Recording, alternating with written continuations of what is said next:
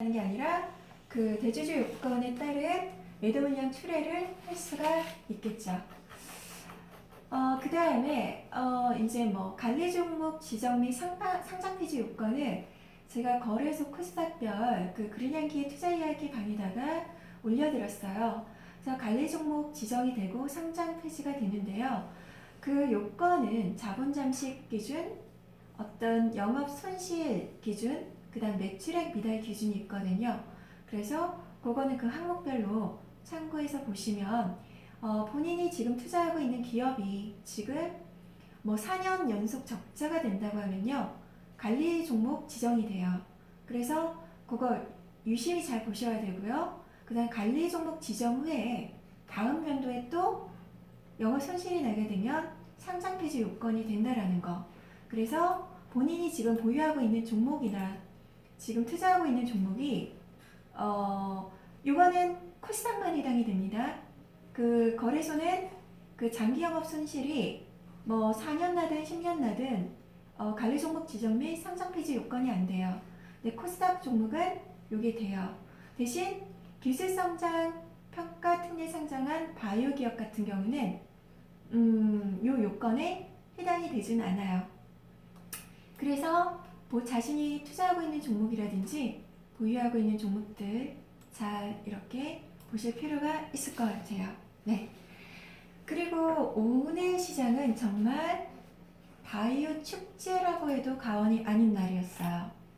제가 왜 지금 HLB가 어떤 상장 결과가 7월달에 올해 7월에 그 OSM 오프치 미달이라는 얘기가 나오고 그 다음 신라젠이 또 상장이 실패했다라는 얘기 나왔고 그 다음 헬릭스미스가 뭐 9월 23일자에 상장 결과 데이터 발표를 어떻게 평가하기가 애매모호하다 이런 얘기가 나오면서 그 제약바이오 섹터의 어떤 상장 결과 기대감을 가지고 있었던 HLB, 신라젠, 헬릭스미스가 그 제약바이오 섹터의 투심을 완전히 망가뜨렸고요.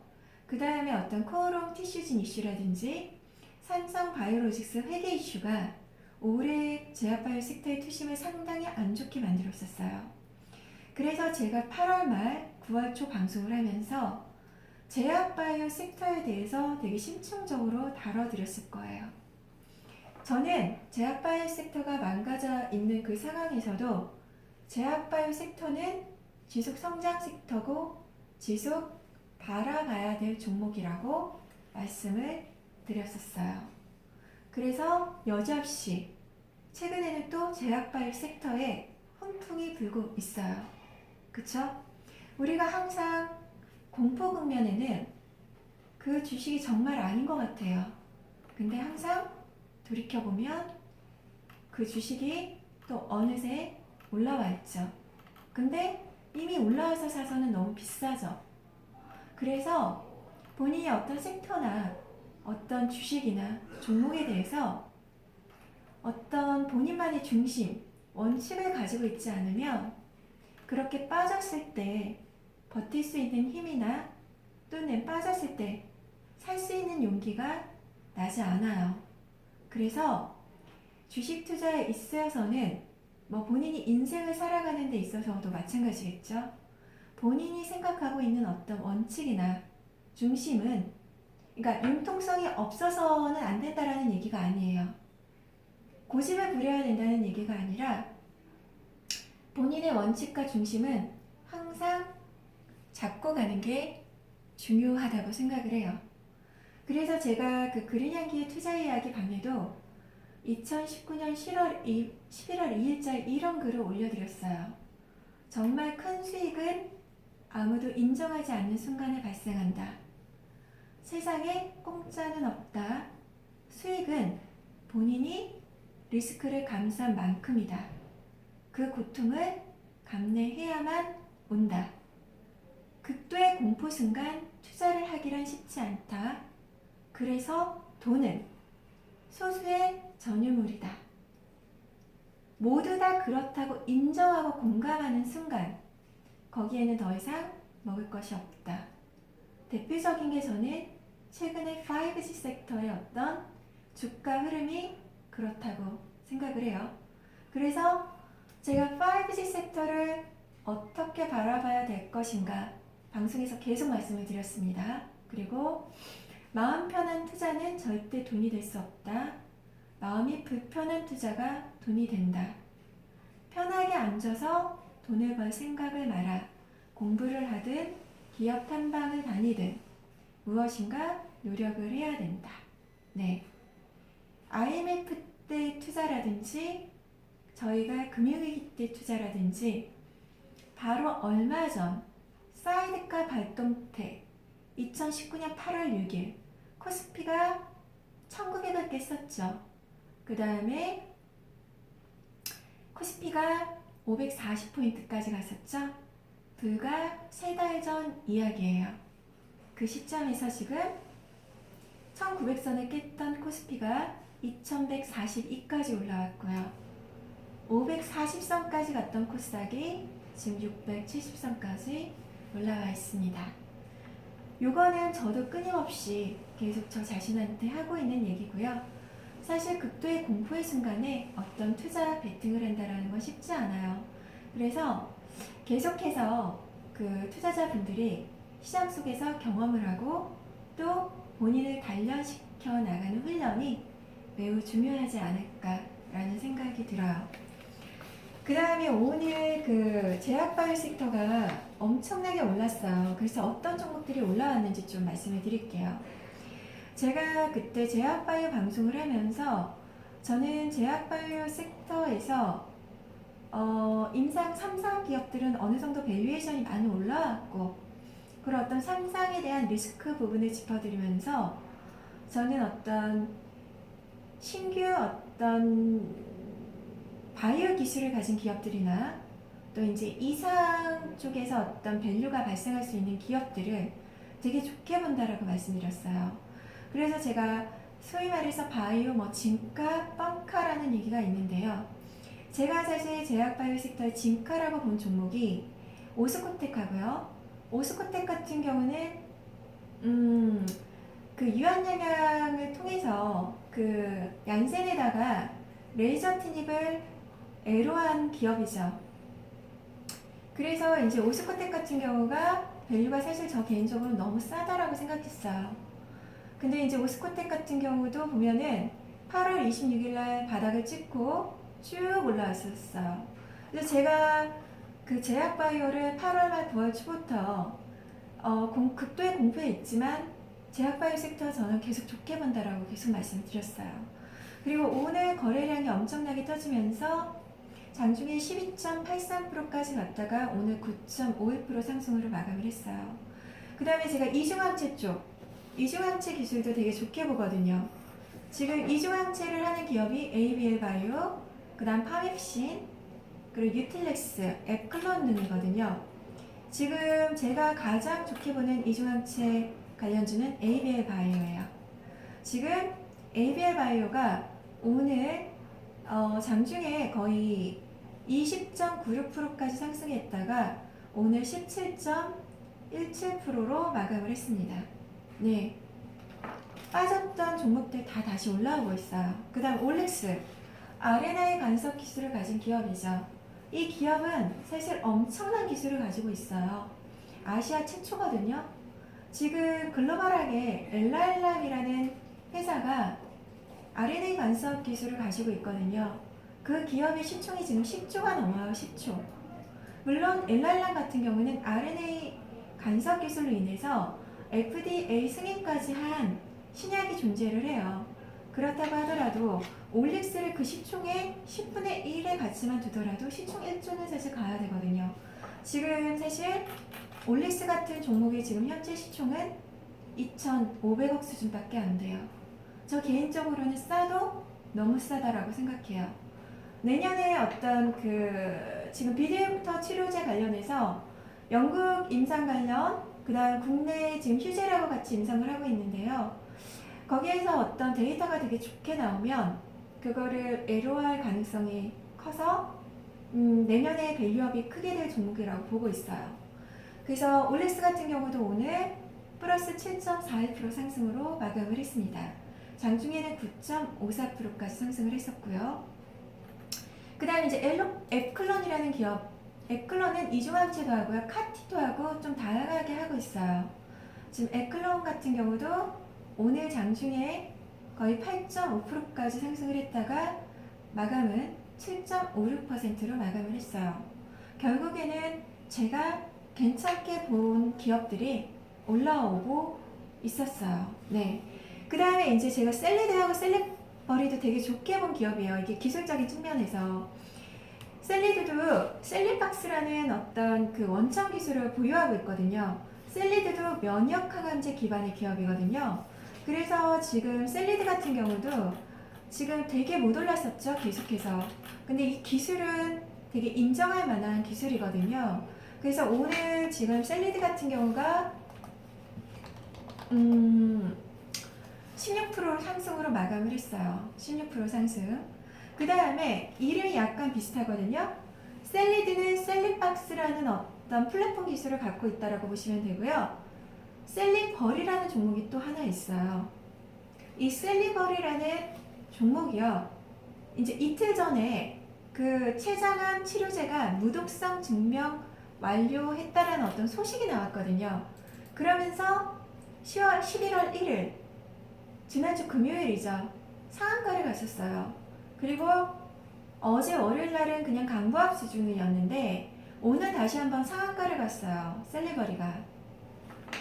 이 셀리버리가 오늘 상한가를 간 이유는 다케다 제약이라고 있거든요.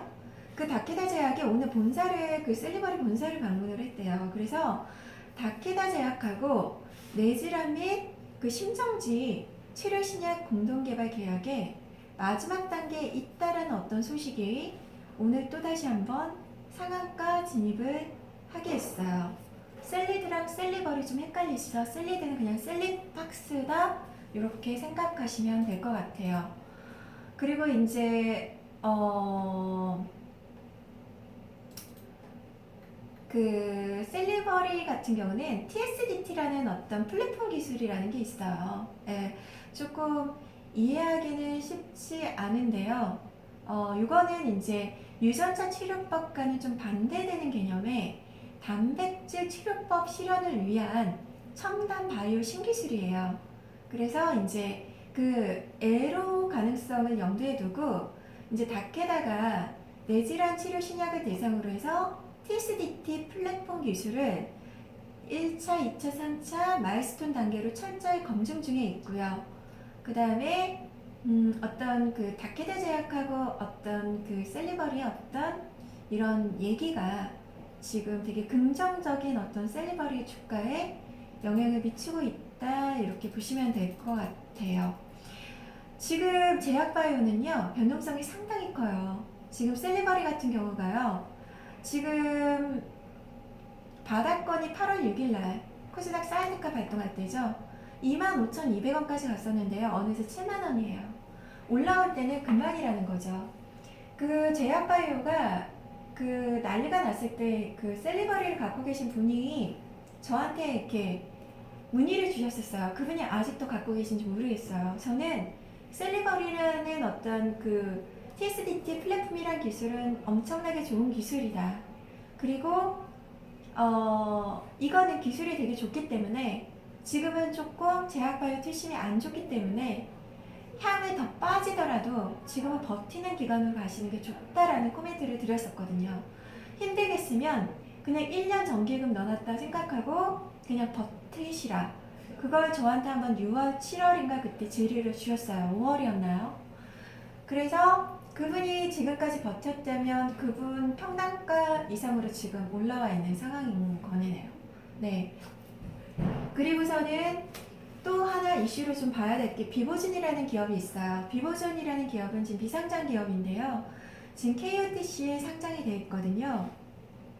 이 비보준 이제 관련주가 텔콘 RF제약하고 에스테파마예요.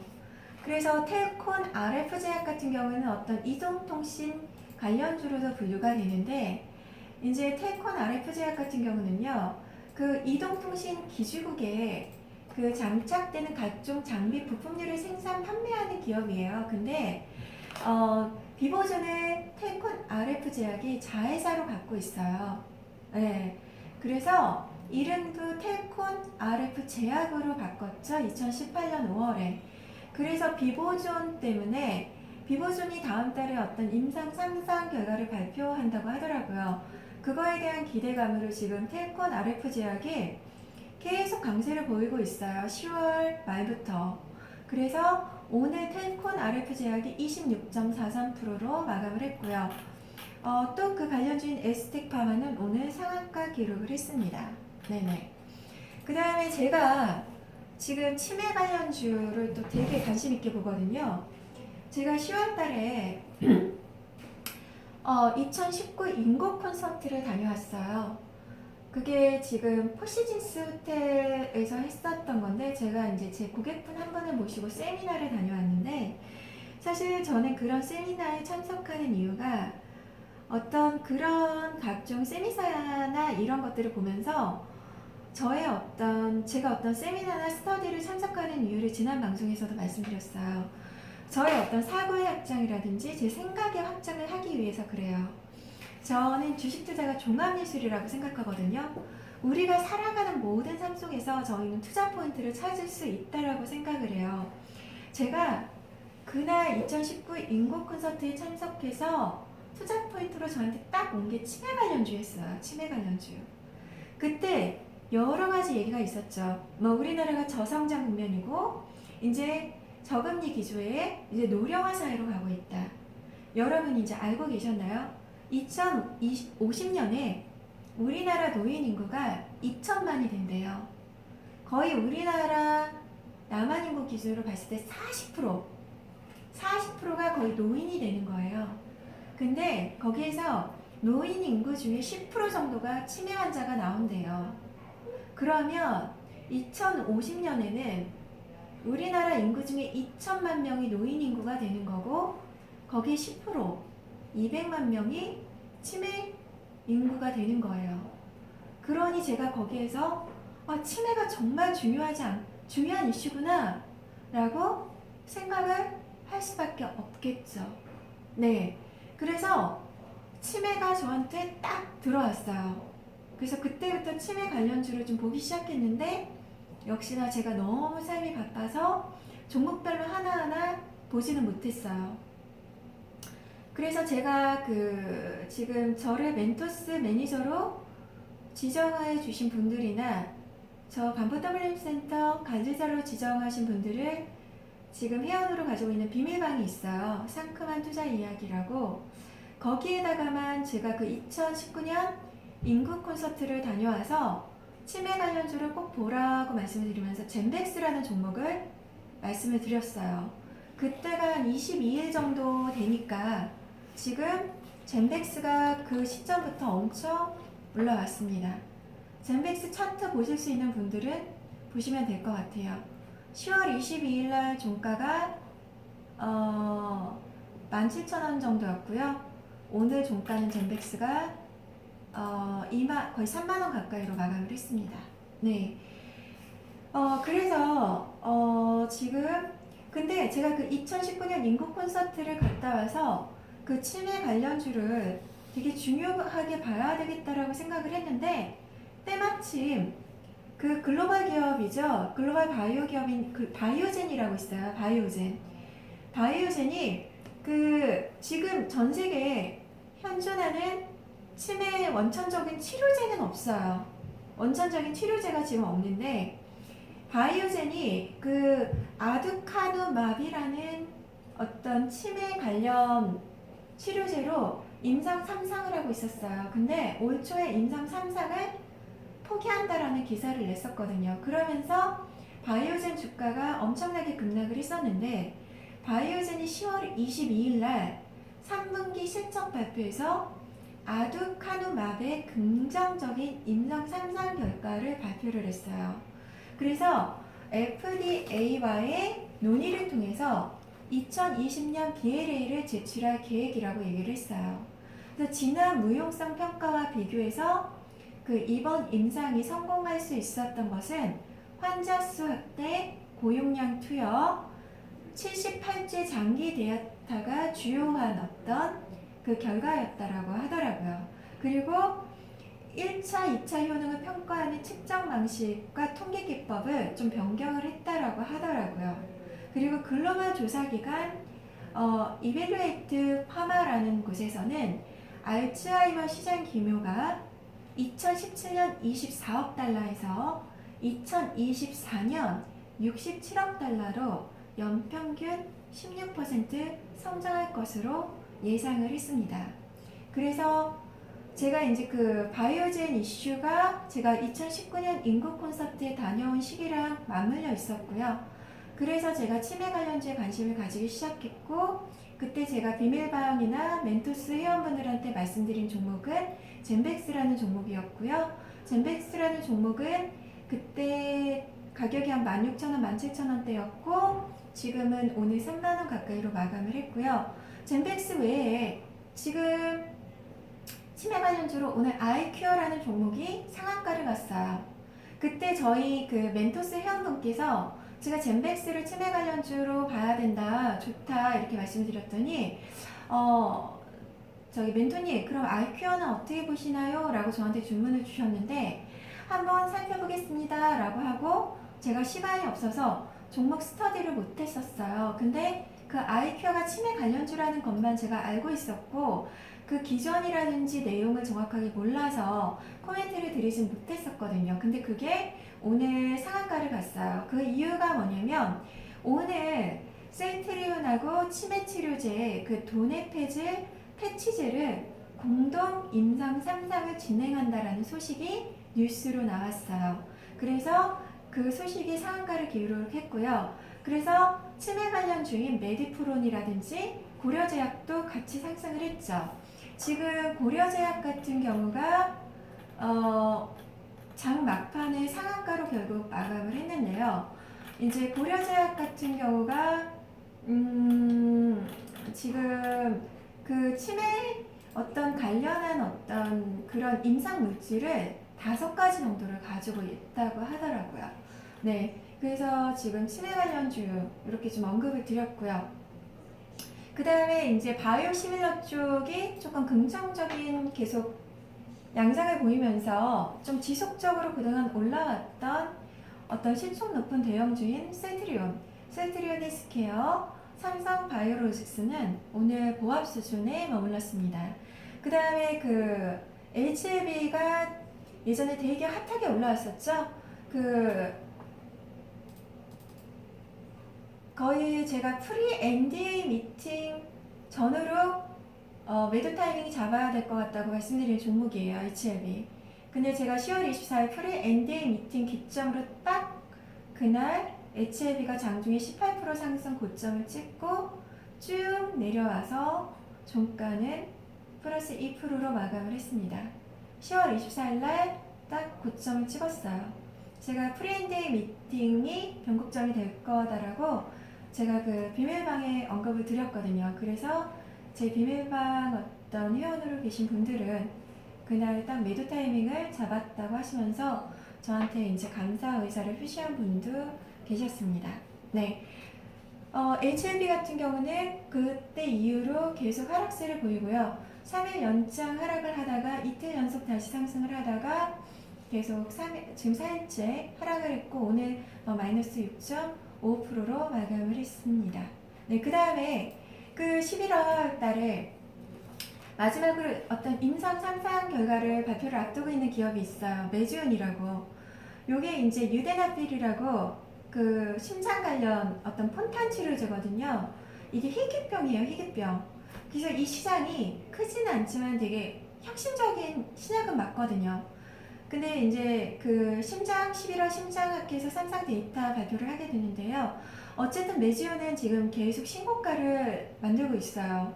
오늘도 메지온 같은 경우가 장중에 거의 16%까지 상승을 했다가 종가는 플러스 6.78%로 마감을 했습니다. 그래서 어떤 임상 3상 데이터 결과 발표를 앞두고 있는 기업이 지금 메지온이라는 거 참고를 하셨으면 좋겠고요. 네. 오늘은 정말 바이오 축제의 날이었다라는 거, 그리고 제가 바이오 섹터에 대해서 전반적인 어떤 언급을 해드렸고요. 그 다음 마지막에 제 지난 방송에서 그 강아지 구충제 이거 되게 관심 있게 보면서 그 관련주들을 말씀을 드렸었어요. 제해바이오라든지 알리코 제약, 동구바이오 제약. 그래서 제가 지난 화요일날 10월 29일날 그 말씀을 드린 이후부터 제해바이오 지금 차트 보실 수 있는 분은 한번 봐보세요. 네, 10월 30일부터 10월 31일, 11월 1일까지 3일 연장 제해바이오가 엄청나게 올랐습니다. 제가 10월 29일 방송을 해드렸는데요. 10월 30날 상한가 기록했고요. 10월 31일날 9.47% 상승, 11월 1일날 6.89% 상승, 11월 1일날 그 고점 거의 18%까지 갔다가 쭉 내려와서 지금은 이제 계속 하락세를 보이고 있습니다. 그 다음에 뒤늦게 이제 제이바이오가 그 펜펜다졸 관련해서 그 유일한 어떤 기업이죠. 그 다음에 그 진바이오텍이 뒤늦게 어떤 그 강아지 구충제 펜펜다졸 관련주로 부각이 되면서 올라왔다가 진바이오텍 역시 조정을 받았고요. 그 다음에 이제 대정화금이라는 종목이 갑자기 튀어나옵니다. 요게 그래서 11월 4일날 뒤늦게 좀 올라오기 시작했거든요. 요게 장중 뭐 23%까지 올라왔다가 종가는 13%로 마감을 했어요. 오늘은 약밥으로 마감을 했는데 대정화금이라는 요 기업은요. 그 펜펜다졸 관련해서요. 유일하게 뭐 그 생산기술 및 제조화가를 보유하고 있다라는 기업이라고 하더라고요. 그래서 펜펜다졸이 계속 이슈가 되니까 그 관련주를 시장에서 찾아서 계속 좀 어떤 먹으려는 세력의 움직임이 있는 것 같아요. 어쨌거나 제가 그 지난 화요일 방송 만리에 펜펜다졸 관련해서 강아지 구충제 관련된 얘기를 말씀드렸고요. 그와 관련해서 그 관련주들 말씀드렸고 그 뒤에도 계속 상승을 했습니다. 네네. 그래서 오늘 그 이제 시장 이야기하고요. 오늘 그 지금 제약바이오 관련된 종목들 총체적으로 한번 쭉 짚어드렸어요. 그 다음에 5G 섹터 지속 약세죠. 제가 5G 섹터는 계속 부정적인 요인을 거의 한 달 전 이전 방송부터 말씀드린 것 같아요. 한 5가지 요인. 근데 그걸 지금 다시 한번 반복해서 말씀을 드리면 제가 너무 힘들어서 다시 한번 언급드릴 수는 없고요. 어쨌거나 5G 섹터에 제가 투자 전략은 그렇게 가져가야 되는 게 좋다라고 말씀을 드렸어요. 반복적으로. 비중이 너무 많다면 무조건 줄여야 된다. 내 포트에. 근데 내가 5G 섹터를 하나도 안 가지고 있다. 그러면 포트에 아주 일부 비중을 담아라. 그 대신 단기적인 관점으로 접근을 한다고 할 때는 트레이딩 관점으로 치고 빠지고 전략을 빨리 해야 되고, 그 다음에 내가 일부 비중을 채워서 갈 거라고 하면 내년 시점을 매도 타이밍으로 잡고 가는 어떤 전략을 하는 게 맞을 것 같다. 이런 말씀을 드렸어요. 다시 한번 5G 섹터에 대한 제 투자 전략, 제 개인적인 사견을 이제 말씀을 드립니다. 그리고 제가 오늘 사실은요, 양자역학, 양자컴퓨터 관련 방송을 좀 해드리려고 했는데요. 오늘 역시 시간이 너무 많이 지났어요. 그래서 양자역학하고 양자컴퓨터 관련은요, 제가 다음 주 방송으로 미루는 걸로 하고요. 대신해서 관련주만 그냥 말로 한번 언급을 드릴게요. 우리로라고 있어요. 우리로라는 거는 양자암호 통신망 핵심 중에 그 양자암호키 분배 장치와 관련한 단일 광자 검출기 용칩을 개발하고 있어요. 그 다음에 그 SK텔레콤 같은 경우가 종합기술원에 퀀텀 테크랩을 만들어서 양자암호 통신 시스템 개발을 하고 있고요. 그 다음에 드림 시큐리티, 얘가 그 양자키 분배 기술, 그걸 QKD라고 하거든요. 양자키 분배 기술과 포스트 양자 암호 알고리즘, 그 포스트 양자 암호 알고리즘을 PQC라고 해요. 포스트 양자 암호 알고리즘에 대한 연구 개발을 진행 중에 있어요. 그 다음에 이제 코이버 같은 종목이 SK텔레콤이 주도하는 양자 암호 시험망 사업에 참여한 바고 있고요. 그 다음에 솔리드 같은 경우 SK텔레콤이 주도하는 양자 암호 시험망 사업에 참여한 적이 있어요. 그 다음에 우리넷 같은 경우가 양자키를 분배받아서 암호화 통신 기능을 제공할 수 있는 강해선 패킷 전달 장비 개발을 하고 있어요. 그 다음에 옵티시스라는 종목이 있는데요. 이 종목은 그 신영국 대표가 양자 중력 이론 박사학위를 보유하고 있고요. 양자 중력 이론, 그 다음에 삼성전자에서 양자 관련 기술 개발을 했던 이력을 보유하고 있어요. 그래서 제가 다음 시간에 그 양자 역학, 양자 컴퓨터